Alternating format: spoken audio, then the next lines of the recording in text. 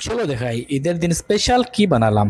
আসসালামু আলাইকুম, কি অবস্থা সবার? ঈদ মুবারক, আশা করি ভালো আছে, আপনাদের ঈদও বেশ ভালো কাটতেছে।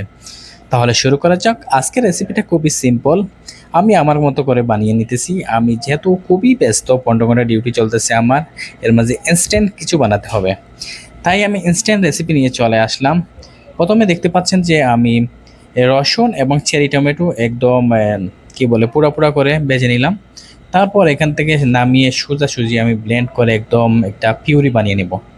খুবই সিম্পল, খুবই ইজি। এর আগে আমি এই রেসিপিটা কখনো ট্রাই করিনি, আই হোপ ভালো হবে।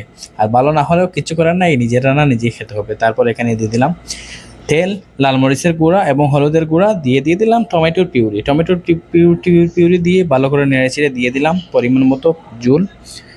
জলগুলা রেখে দিলাম। এখন যতক্ষণ না ব্লক আসছে অপেক্ষা করব। ব্লক এসে গেছে, এখানে আমি দিয়ে দিলাম আমার ইনস্ট্যান্ট রেডিমেড চিকেনের পেটি, যেগুলা বার্গারের জন্য ব্যবহার করা হয়। পেটিগুলো দিয়ে দিলাম, একটা একটা করে বেশ কিছু পেটি ছিল, সবগুলো দিয়ে দিলাম। দিয়ে এখন আমি ঢাকনা দিয়ে 15 মিনিট রান্না করব লো ফ্লেমে। বাস 15 মিনিট পরে লবণ দিয়ে দিলাম এবং ধনেপাতা দিয়ে মিক্স করে নিলাম। হয়ে গেল আমার ইনস্ট্যান্ট রেসিপি।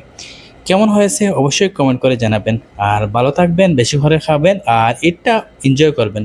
আল্লাহ হাফিজ, দেখা হবে নেক্সট ভিডিওতে। আসসালামু আলাইকুম।